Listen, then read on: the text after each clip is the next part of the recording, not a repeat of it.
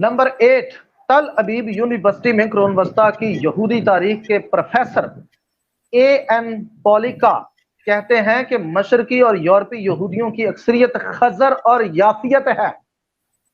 A.N. पॉलिका कहते हैं कि मशरकी यूरोपीय यहूदियों की अक्सरियत असल में खजर और याफियत है, यहूदी नहीं।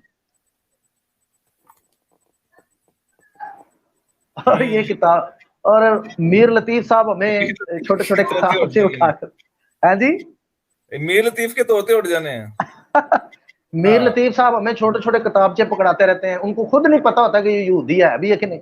हाँ जी, भाई पहले पता कर लो। मरज़इयत का नहीं पता जी, ये मरज़इयों को मरज़इयत का नहीं पता, ये क्या निकले हैं। हाँ जी, हाँ जी, क्रिश्चियनिटी के ऊपर बात करने या जुडाइज्म के ऊपर बात करने चलें।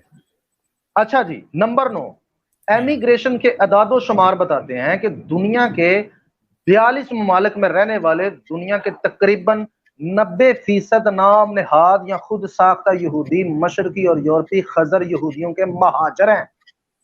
करो गल, हाँ बताओ आप।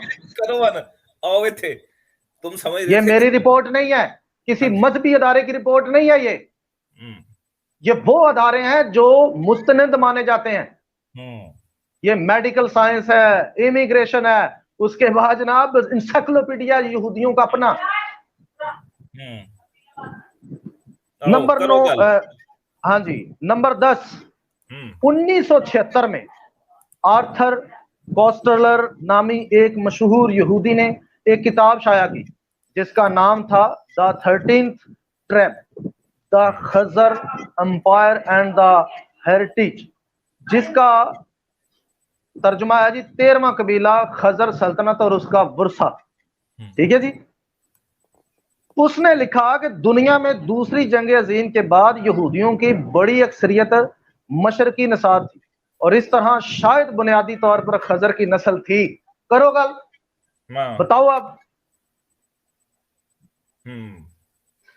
अगर ऐसा है तो इसका मतलब यह होगा कि इनके अबाव जोदाद उर्दन से नहीं बल्कि वल्गा से आए थे, किनान से नहीं बल्कि कफकास से, जो कभी अराई नस्ल का गहवारा समझा जाता था।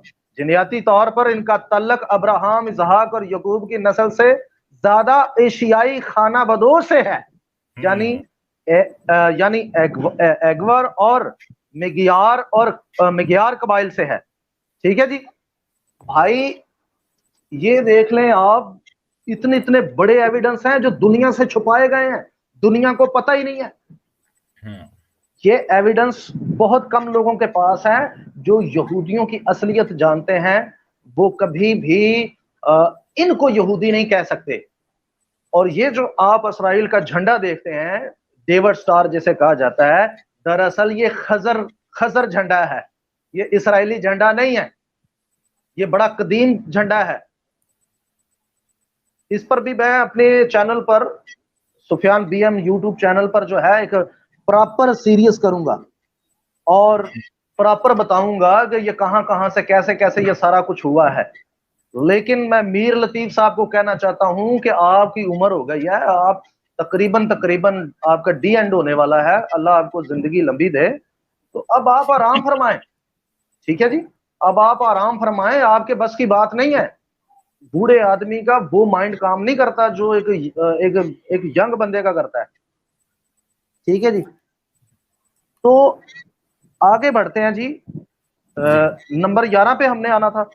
जी नंबर 11 पे आना था। मैं सिर्फ एक बात कर दूं, तकरीबन जनता जनार्दन काफी नीचे देख रही है, 211 के करीब व्यूज हैं, काफी सारे कमेंट्स हैं। जावेद भाई थैंक यू, जाफर साहब, मुनीर साहब थैंक यू जी। अभी बहुत सारी चीजें, इंकशाफात और आगे करने हैं जिसके ऊपर आप लोगों का होना यहाँ पे बहुत जरूरी है, और लिंक थोड़ी देर में शेयर कर दिया जाएगा जैसे सुफियान भाई की बात खत्म होगी। अगर कोई किसी ने सुफियान भाई से कोई सवाल करना होगा तो हम जरूर उसके ऊपर आप लोगों को लेंगे। 248 के करीब हमारे जो है वो व्यूज हुए हैं।